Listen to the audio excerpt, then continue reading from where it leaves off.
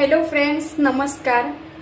एक बाई होती, ती ना माझा हा नवीन चॅनल ओपन झाल्यानंतर म्हणत होती की थांबा जरा, पब्लिकला सांगत होती थांबा जरा, हिचा हा चॅनल पण मी काही दिवसांनी उडवणार आहे, स्ट्राईक देणार आहे म्हणे. जेव्हा की मी तिचा थोबडा वापरला नाही, तिच्यासोबतही व्हिडिओ बनवले नाही या चॅनलवर, किंवा तिचं कुठं नावही घेतलं नाही, तरी म्हणे मी स्ट्राईक देऊन हिचा हा चॅनल उडवणार आहे. असे तर अकलसे पैदल लोक असतात. आता एक दुसरी बाई भुकते म्हणे. मला असं उडत उडत ऐकायला आलं की हा चॅनल माझा जाणार आहे, हा माझा यूट्यूब चॅनल डिलीट होणार आहे. आणि करणार कोणी माहिती का? माधुरीताई. आता या बावडट बेजाच्या बाईला मी एक सांगून देते, एकतर मला हिच्या नादी लागायचं नाही, आणि असल्या काही गोष्टी कानावर आल्या म्हणल्यावर मला कंट्रोलच होत नाही. खरंच उत्तर देऊ वाटतं. मग हे बघ, सगळे लोक तुझ्यासारखे नसतात, थुकून चाटणारे. आणि तुझा चॅनल गेला म्हणून जर तुला वाटत असेल की माझं पण चॅनल त्याच प्रकारे जाईल, तर हा तुझा गोड गैरसमज आहे.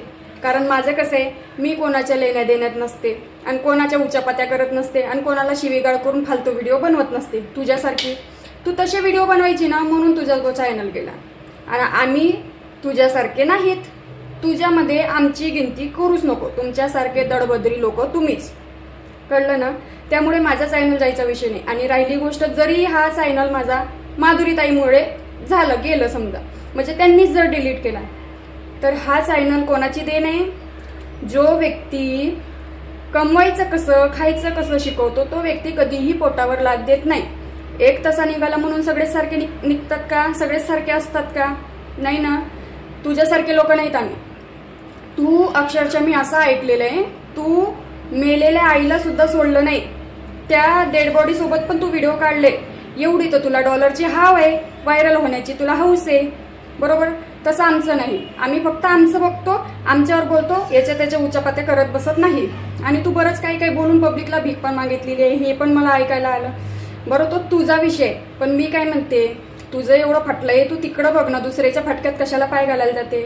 कोणाचं काय होईल काय नाही ते त्याचे नशीब शेवटी. तुला काय करायचंय? आणि जरी माझं चॅनल गेलं ना, परत एकदा सांगते, हा चॅनल माधुरीताईची देण आहे. आणि जर माधुरीताईनी मला जॉईन लाईव्हला घेतलं नसतं आणि मला परत प्रोत्साहन दिलं असतं की तू परत युट्यूबवर ये, हार नको मानू, तर मी आज युट्यूबवर दिसली पण नसती. आज माझं अस्तित्व माधुरीताईमुळे. आणि जरी मिटलं, हे चॅनल जरी डिलीट झालं, तरी खरं सांगते, मला अजिबात मनापासून थोडाही पस्तावा नसणार. कारण माधुरीताई खरंच ग्रेट आहे. कोणाच्या पोटावर पाय देणं आणि कोणाला अन्न देणं, याच्यात जमीन आसमानचा फरक आहे. माधुरीताईंनी माझ्या पोटावर पाय नाही दिली, मला कमवून खायचं शिकवलं. ठीक आहे ना? त्यामुळं जशी तुमची इच्छा, पण असं फालतू भुकू नका आणि तुमच्यासारखे आम्हाला समजू नका. धन्यवाद.